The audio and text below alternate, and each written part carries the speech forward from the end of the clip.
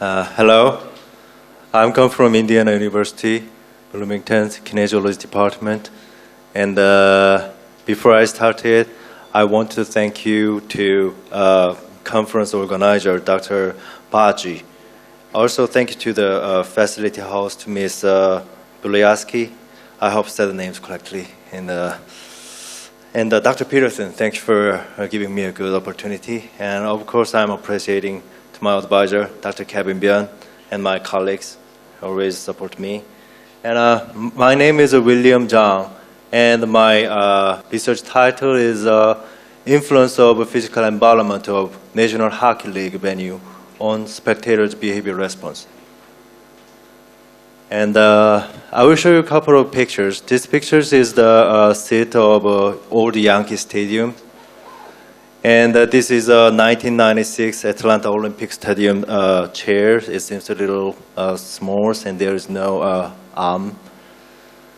And this is 2008. There is almost a 15 years gap between Atlanta Olympic Stadium seat and this is a Sun Life Stadium in Miami. You can see a nice cup holders and arms and beautiful colors of chairs.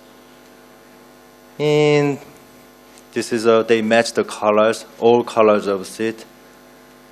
They renovated 2015, and this is new stadium of Sun Life Stadiums. They match the color with their mascot. And also they made a nice chair, luxury suite like this.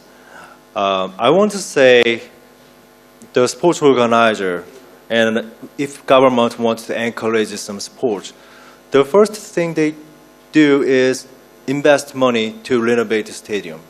They spend $1 billion to build new stadiums and renovate the stadium. So why they spend a lot of money for renovated?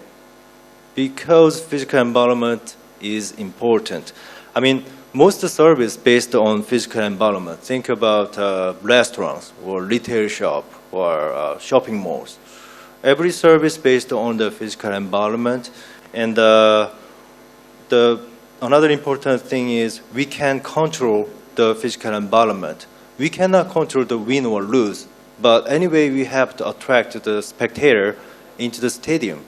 You know, yesterday talking about the broadcastings, but to show the stadium at the TV, we need to show the spectator. So first thing we have to do is attract the spectator in stadium. As you can see, maybe 20 years ago, fans maybe expect about just game and the plastic chairs and the hot dogs, but nowadays their expectation has been changed because the environment has been changed. Like if you go to McDonald's, you just satisfied with a plastic chair, but if you go to the family restaurants, you may expect more than that. Now fans can see the luxury suite and the nice environment of stadiums. Their expectations have been changed. So that's why we need to know about their expectation and how we can provide more, better service for them through through control the physical environment. That's why we spend a lot of money to renovate it. In hospitality and the service field, there's a lot of research about restaurants or retail shop, but in sports management field, there's not much research about that. So why NHL? Because of every sport has different format, and NHL, the intermission time is just really long. I mean, there is a 2 full intermission between periods, and the 2 intermissions total time is much longer than another sport is half time. So that's why fans have more chance to contact with the environment, and they have more chance to enjoying the facilities, and they have more chance to meet employees. So that's why I choose NHL for my research context. And there is a theoretical gaps. You can see Wakefield and Sloan, they first time they coined the term of a sportscape. It means the physical environment in sports venue. So before they talk about sportscape, there was a servicecape. Anyway, they made this servicecape 5 factors 1995. And they made in 1996, they suggested another 6 factors of sportscape. As you can see, 2012, Hit and Green used 4 sportscape factors, and that's based on Wakefield and Sloan's 1995. It's 20 years ago. I mean, there is not much developing of sportscape factors. And look at the 1996, 2002 Hightowers et al. They use a servicecape in the context of minor league baseball, and they use one dimension. I mean, unidimensions. You know, however, it's the items based on the 1996 sportscape factors, and there is no consistency between the sportscape factors. The reason is their research setting. I mean, research context is all different. The Wakefield and Pelosi collected data at a major league, major college football games, American footballs, and Hightower they collect data in minors baseball. That's why there is no consistency between sportscape factors. So in my research, there is a two sum of gaps. In my research, to fill in these gaps, to examine the relationship among physical environment and spectator behavior intention in context of NHL sports event. And this is my conceptual framework. I use 7 sportscape factors that included the most of the factors in the NHL context.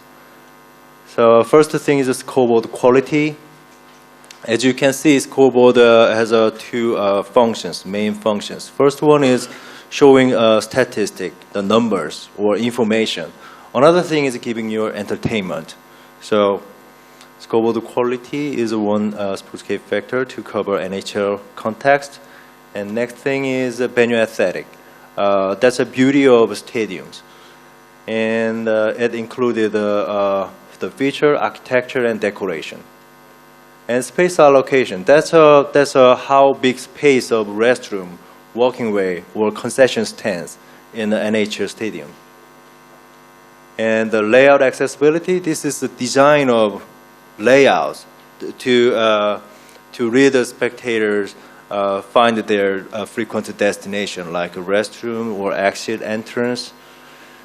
And employees is also important. How helpful they are, how many numbers they are to provide a service. And the seating comfort. This is how ample space the seat provided for a spectator. I mean, ample space for knees and elbow rooms between the seat and the appropriate size concession stand seat. And the venue cleanliness, clean restroom, seating, concession areas, entrance and exit. So these 6 factors, I trying to cover the all factors of NHL stadiums, and that included restrooms, concession areas, seatings, the most of place of NHL. So this is method. I collected data from NHL, and the data collection, I collected data through Amazon Mechanical Turk because I wanted to collect the data from various stadiums. Because if I collect the data 1 or 2 stadiums, I have to say my data collection have a limitation of generalization because I collected data in specific stadium. So that's why I collected data through online survey. As you can see, my data come from 22 different National Hockey League teams. And our sample size was 125. And I use a statistic method, CFA, to test the validity and the reliability. And I use the SEM to examine the relationship of the 7 factors with revisit intention. So to test the validity and reliability, I use a CFA. This is the result of CFA. The normed chi-square was under the cutoff value. It's lower than 3.0. The model fit, we can say the model fit was acceptable. And the value of RMSEA and the RMSEA-CI, they indicate the model fit is a reasonable fit because it's lower than 0.08. And the CFI was a 0.905, and this is also acceptable range. And to determine convergent validity, we evaluated statistic significance of factor loadings. As you can see, this is factor loadings. Every factor loadings of each variables is above the 0.50. It means there is a convergent validity. I mean,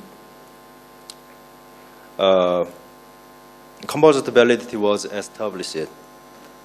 And next thing is Cronbach alphas and the CR, AVEs.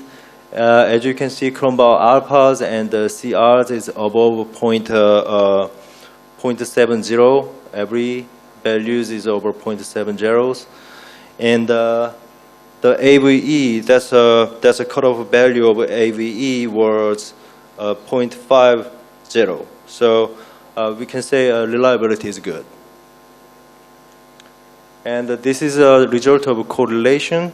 For discriminant validity test, we examine the inter-factor correlations. And discriminant validity can be established when inter-factor correlation is below 0.85. So I can say generally the discriminant validity can be established except one. This is a space allocation and layout accessibility. It means fans cannot figure out what is different between space allocation and accessibility. And as you can see, the seat comfort is acceptable range, but still it is a little high. I will mention about that in discussion section again. And this is the result of SEM. As you can see, the 5 factors was statistically significant, and the highest value was venue, aesthetic, and the second one is venue accessibility, and the next one is employee, and the last significant one is scoreboard quality. And as you can see, there is an interesting result. There is a negative t-value over space allocations. So the finding of this research, the 5 physical environment elements positively, not positively, significantly influenced the NHL fans' revisit intention, and the feeling of excitement might be positively influenced by crowdedness. So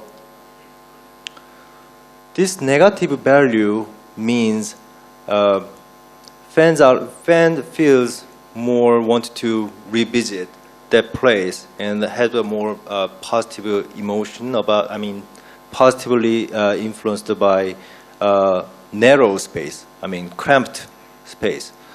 So it means,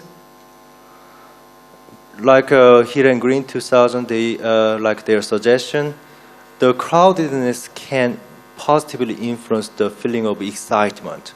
So they just like a crowded place. And NHL fan may spend more time for walking around the venue than staying their seat, because as you can see, here is a story. They has a long intermission time. So during long intermission time, they want to go to walking around the venues and go to the concession area or restroom. So when they moving, they want to see a beautiful stadium. That's what they want, because that's the highest value. And they want to find out their way easily by layout accessibility. And then they meet employees, and they think it is really important about the kindness of employees. They want to get a service from them. And when they come back, they want to check the scoreboard quality. I mean, they want to check information from scoreboard. And they're like a crowded place. So after they come back, they just focus on the game. So seat comfortness and the venue cleanliness, they less care about that. So my practical implication could be this result. I mean, we can provide a practical information to the owner of a stadium. When they renovate their stadium, they can effectively focus on the factors, the important factor of their fans. I mean, NHL fans think about venue aesthetic, the beauty of a stadium is important, and less care about seat comfort. Then the owner of a stadium may less care about seat comfortness. The owner or manager don't need to build a luxurious seat because fans less care about that. And theoretical implication of my study is the sportscape model used in the new context, NHL, because as you can see, you may recall that there is not much, almost none research about NHL context and direct relationship among physical environment element and the behavior response. I mean, always manipulating spectators' behavior is a primary concern of researchers and practitioners. So, and also I used most of my items used on a Wakefield and Blodgett. If you ask what is a new one, what is the developed things of my study, I can say I found this. I mean, Wakefield and Blodgett, their research, they just think about allocation only influence to layout accessibility. However, as you can see, the seat comfort is also pretty high relationship with space allocation because seat comfortness also included the factor of how wide the seat you have. So fans confused about that.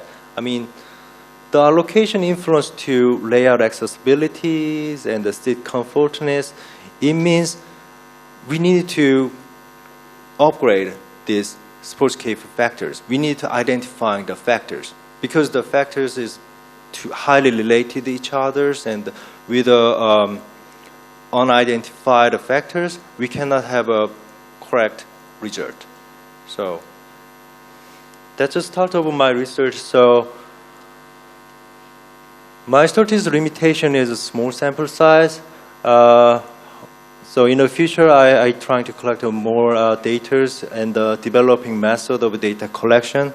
As you know, I collected data 22 different random teams. However, NHL has 4 different divisions. So in the future, I will collect the data from that 4 different divisions randomly, and I can collect better data than this. And the physical environment element need to be modified and updated. As I said, as I show you the layout accessibility, allocation, seat comfortness, there's a high correlation between that. So the sportscape factors need to be modified and upgraded by a new technology like smartphone apps. Nowadays, smartphone apps provide a lot of information like a Venue Next. That's a kind of a smartphone company. They provide lots of information about that. So maybe in the future, the signage factors could be, just related with the smartphone apps. So, and the mediator might exist among physical environment element and behavior intention.